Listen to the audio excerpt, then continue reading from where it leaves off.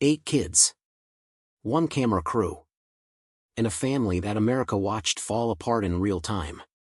Jon and Kate Plus 8 ran for 10 seasons and turned the Gosselin children into some of the most recognized faces on reality television.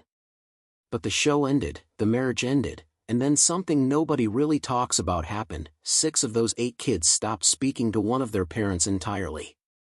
Now, in 2026, some of those children are in their 20s, building careers and relationships the public knows almost nothing about. So where did they all actually end up? The answers are more surprising than most people expect, so stick around because what happened next changed the family forever. The son whose biggest dream got taken away by his own past. Of all 8 Gosselin children, Collin's story is the one that swings the hardest between triumph and heartbreak.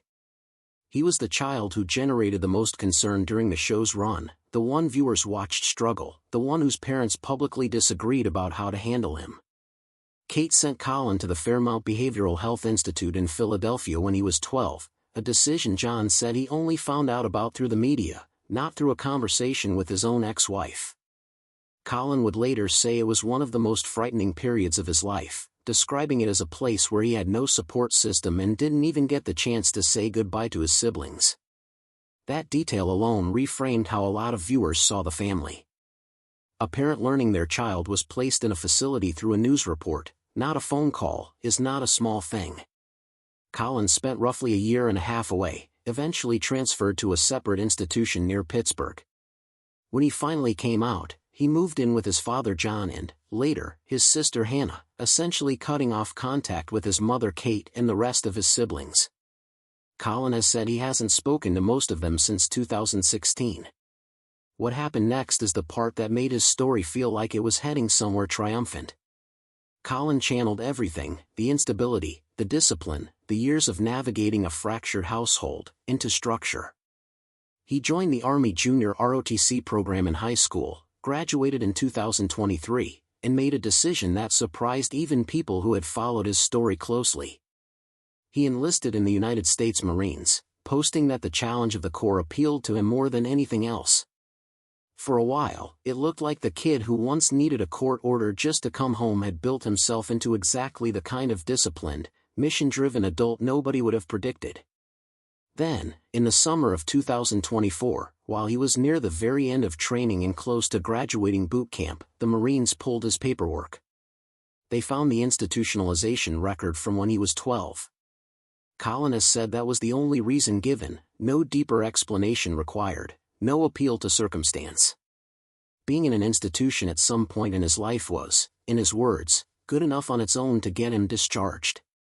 The same childhood event that had already cost him a relationship with most of his family now cost him the one goal he said he wanted more than almost anything else. Collin said he's working to appeal the decision, though there's no public update confirming whether that appeal succeeded. In the meantime, he redirected towards something steadier and entirely his own, a finance degree at Pennsylvania State University, close enough to stay near his father and Hannah. It's a smaller story than join the Marines, but in some ways it says more. A decision made by his mother when he was 12 followed him for 8 years and reshaped his life twice. And both times, instead of disappearing into it, he built something new on the other side, the twin who went to Wall Street. Cara Gosselin graduated from Fordham University in New York in May of 2023 with dual majors in mathematics and economics. She then went to work as a financial analyst at Bank of America, one of the largest financial institutions in the world. That trajectory is worth pausing on. Cara spent her early childhood being filmed in a house full of chaos, 8 kids, rotating camera crews, and 2 parents whose marriage was publicly disintegrating. She emerged from that environment and walked straight into one of the most competitive hiring pipelines in corporate America. Fordham's mathematics and economics program is rigorous. Bank of America's analyst program selects from a large pool of applicants. Cara got both. She has kept an extremely low profile throughout, no reality TV appearances, no public commentary on the family drama, no social media presence designed to keep her name in circulation. She just built a career. That quietness is its own kind of statement. Of all the paths available to a former reality TV child, influencer, memoir, podcast, reality comeback, Cara chose the one that had the least to do with being a Gosselin. She is 23 years old, working in finance in New York, and seems entirely uninterested in the spotlight that her childhood was built inside. And she's not even the quietest one. By the end of this video, you'll meet a Gosselin sibling who has said less publicly, in her entire adult life, than Cara has said in a single LinkedIn bio, and whose silence might be the most pointed statement in the whole family. The twin who went a completely different direction. Mady Gosselin and Cara are twins, but their post-college paths look almost nothing alike, which makes them one of the more interesting pairs to follow coming. Out of the Gosselin story. Where Cara went into quantitative finance, Mady graduated from Syracuse University in May of 2023 with a degree in English and Textual Studies, Film and Screen Studies, and a minor in Art History. That combination, literature, film theory, visual culture, points towards someone who thinks about media critically, which is a fascinating choice for a person who literally grew up as media content. After graduating, Mady took a position as a community and customer service associate at Bubble Skincare, a fast-growing skincare brand with a strong presence among younger consumers. She also built a presence as a freelance content creator on TikTok, working with brands on sponsored content and creative campaigns. What's interesting about Mady's path is that she is engaging with media and marketing on her own terms, in a way she controls. She isn't revisiting reality TV or leaning into the Gosselin name for attention. She's using her academic background in storytelling and screen studies to actually build something. The difference between being filmed as a child and choosing to create content as an adult is significant, and Mady seems to understand exactly where that line is. The daughter who never let the door close. Hannah Gosselin has been one of the more publicly visible of the Gosselin children in recent years, partly because of her close relationship with her father Jon, and partly because of her own choices about what to share. Hannah graduated from high school and marked the moment by posting photos in a bedazzled graduation cap with a caption indicating she was moving forward. She stayed in Pennsylvania for college, studying business administration with the goal of one day owning her own business. A practical, forward-focused plan from someone who grew up watching her family's finances play out in public. Personally, Hannah has been in her first serious relationship with a young man named Lennon Johnson Jr., who is studying cybersecurity. The two run a joint YouTube channel called Lennon and Hannah, documenting things like their one-year anniversary and day-in-the-life content together. It's a measured approach to visibility, present enough to connect with an audience, but not overexposed in the way reality TV tends to make people. But to understand why Hannah's choices matter so much, you have to go back to 2018, the year she and Collin moved out of Kate's house and in with Jon. For years after that, Hannah didn't speak to her mother at all. Then, in May of 2023, around the sextuplets' 19th birthday, something shifted. Jon later confirmed that Hannah had reached out and spoken with Kate and her siblings for the first time in years. He described it simply, that Hannah and Collin had, in his words, matured a great deal. No dramatic reconciliation scene, no public statement from Hannah herself. Just a quiet decision to reopen a door that had been closed for half a decade. That decision is what made the moment at her graduation possible at all. One of the more telling moments in Hannah's recent story came at her high school graduation ceremony in June of 2023. She invited her mother, Kate, who traveled from North Carolina to Pennsylvania to attend. Jon was there. So was Collin, in the same gown, walking the same stage. It marked one of the rare occasions where members of the estranged Gosselin family were in the same physical space at the same time. But what actually happened says as much as the invitation itself. Kate and Jon sat on opposite sides of the venue, close enough to see each other, far enough that, as Jon put it, there was a football field between them. Kate took photos with Hannah afterward. She never approached Collin, and the two were not photographed together. Hannah's sextuplet sister Leah came with Kate that day. The other three sextuplets, along with the twins Mady and Cara, were not there at all. So the invitation didn't undo years of estrangement. It didn't make Kate and Collin speak. What it did was give every person in that family a choice about how close to stand. and Hannah, the one who extended the invitation, was the only one in that lineup who wasn't choosing distance. That decision, to hold the door open even when she had no control over whether anyone walked through it, reflects something deliberate about how she is choosing to navigate a genuinely complicated family situation. The sextuplets who chose silence.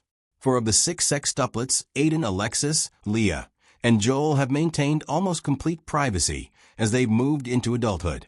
They are now in their mid-teens to early 20s depending on the year, and almost nothing about their current lives is publicly documented. What is known is that all 4 remained in Kate's care after the divorce and the family split. Jon has said publicly, including on the Vice TV documentary, that these 4, along with Alexis and Leah, have refused contact with him. He described it as one of the most painful realities of his life. He expressed hope for reconciliation, but acknowledged he has no control over whether, or when that happens, it's worth sitting with how Jon has actually phrased this, because the language has gotten more specific over time, not less. In a 2023 interview, he said he had 8 graduations that year and only attended 1. He said he'd been estranged from Mady and Cara specifically for 9 years at that point, which, if you do the math, traces the split back to roughly the same window when Hannah and Collin moved in with him. 4 kids went one direction, 2 went another, and whatever caused that fork happened early enough that none of these kids were old enough to drive yet. For the 4 kids themselves, their silence is almost impossible to read from the outside. They grew up being watched constantly and then chose, as they aged into the ability to make their own decisions, to become invisible. Whether that's a response to the trauma of public childhood, a reflection of their relationship with their mother, a genuine personal preference for privacy, or some combination of all 3, nobody outside their immediate circle actually knows. Alexis, in particular, has left almost no public footprint at all. No social media presence, no interviews, no appearances. She is one of the most thoroughly private former child reality stars in recent memory, which in itself says something about what that experience was like for her. Joel and Aaden follow a similar pattern. The only confirmation that they're even still in school or working comes secondhand, through Kate's own occasional birthday posts, rather than anything posted by the kids themselves. Even Leah, who showed up at Hannah's graduation alongside Kate, hasn't said a public word about what that day was like for her, watching her twin brother and her mother stand on opposite ends of a football field. What ties all 4 of them together isn't a statement. It's the absence of one. In a family where every other sibling has, at some point, given an interview, posted a caption, or sat for a documentary camera, these 4 have collectively decided that the most powerful thing they can do with their adult lives is say nothing at all. What Jon is doing now, and the family wound that hasn't healed. Jon Gosselin's life in 2026 looks genuinely different from the chaotic years that defined his public image. He won a significant legal battle against Kate in 2023 when a court ruled in his favor after she filed a lawsuit seeking over $130,000.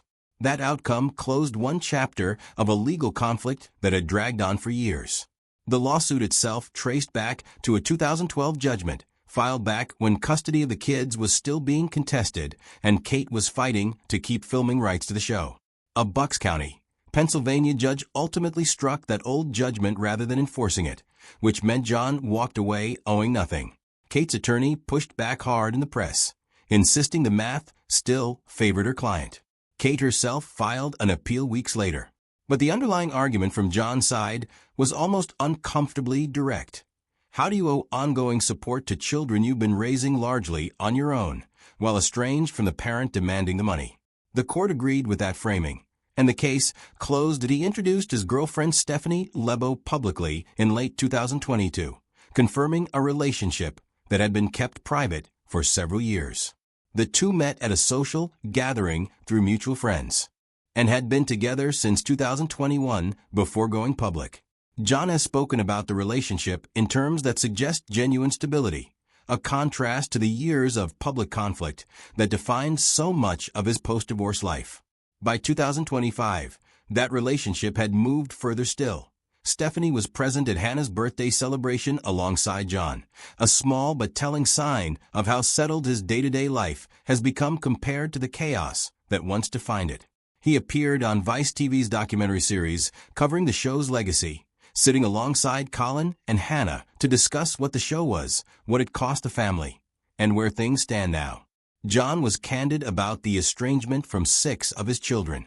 He didn't frame it as resolved. He said he hoped for reconciliation and left it there, which is about as honest as a person in that situation can be in a public setting. The wound in the Gosselin family isn't healed. 6 children are not all in regular contact with their father, and the 2 who are Collin and Hannah only reopened a relationship with their mother in the last few years, and only partially. A mother and son stood on opposite sides of a graduation lawn and never spoke. A family that America watched for years is still, in 2026, working through the consequences of decisions made when cameras were rolling and nobody fully understood what they were in the middle of. What Kate's life looks like now. Kate Gosselin's current life is a significant distance from the version of herself that appeared on television for years. She lives alone in her North Carolina home. The 4 sextuplets who remained in her care have moved on to college, leaving her in an empty house after more than 2 decades of her life being defined entirely by motherhood and the public attention it generated. She holds a nursing license in North Carolina that she reportedly reinstated. Though there is no clear public evidence, she has returned to active practice in the medical field. She trained as a nurse before the show changed her life, and those credentials technically position her for a return. But whether she has taken that path isn't publicly confirmed. What's notable is that her nursing background actually surfaced again in an unexpected place. During her own injury on national television, she has said it was specifically her training as a nurse that pushed her to get checked out instead of just walking it off. Kate attempted to re-enter the public eye through Fox's competition show Special Forces, World's Toughest Test, a military-style celebrity challenge program alongside names like Mel B, Dr. Drew, and Jamie Lynn Spears. Her time on the show lasted less than 30 minutes of the premiere episode. The opening challenge required falling backward out of a helicopter into open water, a task that combined what she later described as her 2 absolute fears, water and height. She made the jump anyway, landed wrong, and immediately knew something was off. She has since described screaming in pain on impact, then dry heaving over the edge of the water while medics evaluated her. By her own account, she initially tried to talk her way out of leaving, telling producers she didn't want to say anything was wrong, until the pain got bad enough that she couldn't hide it anymore.